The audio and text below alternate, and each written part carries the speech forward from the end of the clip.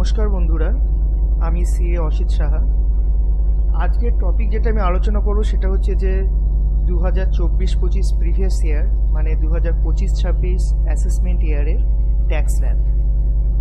আচ্ছা, as per old tax regime দেখুন, up to 2,50,000 কোনো ট্যাক্স নেই।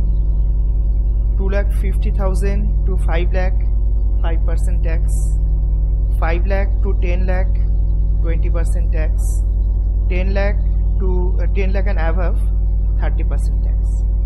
আচ্ছা, এটা একটা এক্সাম্পল নিয়ে আমি আপনাদেরকে দেখাই।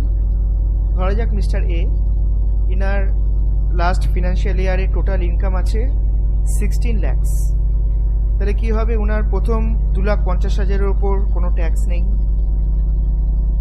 পরের 2,50,000 মানে 2,50,000 to 5 lakh, এটা হচ্ছে 2,50,000। এর ওপর 5% ট্যাক্স লাগছে 12,500। নেক্সট 5 lakh to 10 lakh মানে 5 লাখের ওপরে লাগছে 20%, মানে এখানে 1 lakh। আর 10 lakh অ্যান্ড অ্যাভাভ ওখানে লাগছে 30%, মানে এখানে 10 লাখের অ্যাভাভ বলতে এখানে বলছে 6 lakhs। তো 6 lakhs-এর 30% হয়ে যাচ্ছে 1,80,000। তো টোটাল ট্যাক্সের পরিমাণ হচ্ছে 2,92,500। আর হেলথ অ্যান্ড এডুকেশন সেস 84% লাগে। তো এটি জোড়ার পর টোটাল ট্যাক্সের পরিমাণ হচ্ছে 3,04,200। এটা হচ্ছে as per old tax regime. আচ্ছা, as per new tax regime মানে আন্ডার সেকশন 115 BSC এই অনুযায়ী up to 3 lakh tax 0, 3 lakh to 7 lakh 5%, 7 lakh to 10 lakh 10%, 10 lakh to 12 lakh 15%, 12 lakh to 15 lakh 20%, and 15 lakhs and above 30%। আচ্ছা, এখানেও same এক্সাম্পলটা আমরা নিচ্ছি। ধরা যাক মিস্টার এর লাস্ট ফিনান্সিয়াল ইয়ারে টোটাল ইনকাম হয়েছে 16 lakhs। তাহলে সেই হিসেবে দেখুন, ওনার প্রথম 3 লাখে ট্যাক্সের পরিমাণ 0, পরে 4 লাখে মানে 3 lakh to 7 lakh স্ল্যাব আছে 5%, এখানে লাগছে 20,000। 7 lakh to 10 lakh এখানে লাগছে ওনার 10% মানে 30,000। 10 lakh to 12 lakh এখানে লাগছে 15% মানে ট্যাক্সের পরিমাণ কি দাঁড়াচ্ছে 30,000। তারপর 12 lakh to 15 lakh 20%, এখানে ওনার লাগছে 60,000। 15 lakhs and above তার মানে বাকি পড়ে থাকছে 1 লাখ, 1 লাখে লাগছে 30,000। তাহলে ওনার টোটাল ট্যাক্সের পরিমাণ কি দাঁড়াচ্ছে 1,70,000। হেলথ অ্যান্ড এডুকেশন সেস 4%, তাহলে টোটাল ট্যাক্স লাইবিলিটি 1,76,800।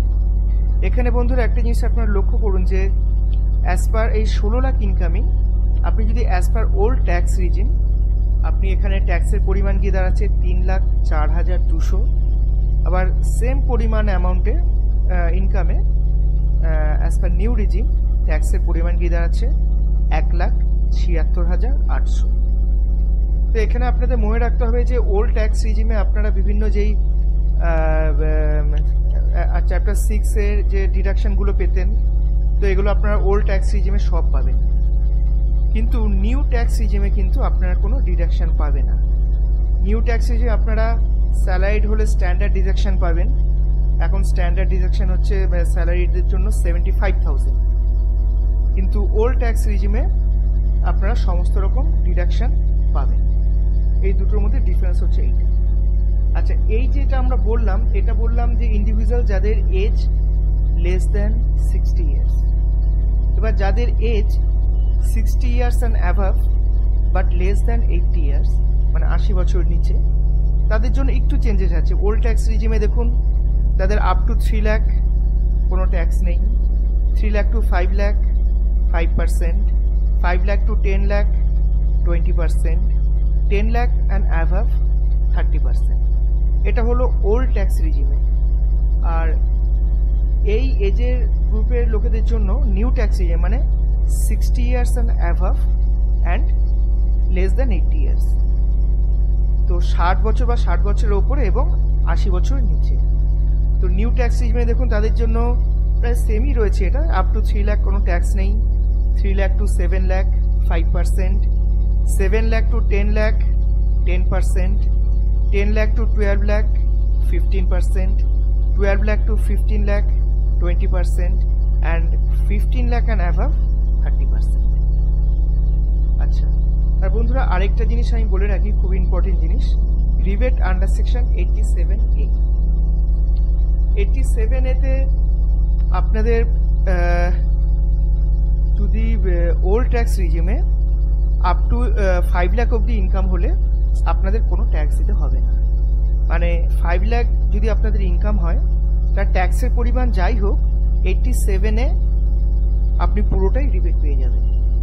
ঠিক সেম আপনার নিউ ট্যাক্স রিজিমে মানে 115 BSCতে আপনার আপ টু 7 লাখ আপনাকে কোনো ট্যাক্স দিতে হবে না। মানে 7 লাখসের ওপর যতই ট্যাক্স হোক পুরো অ্যামাউন্টটাই 87A-তে রিবেট হয়ে যাবে।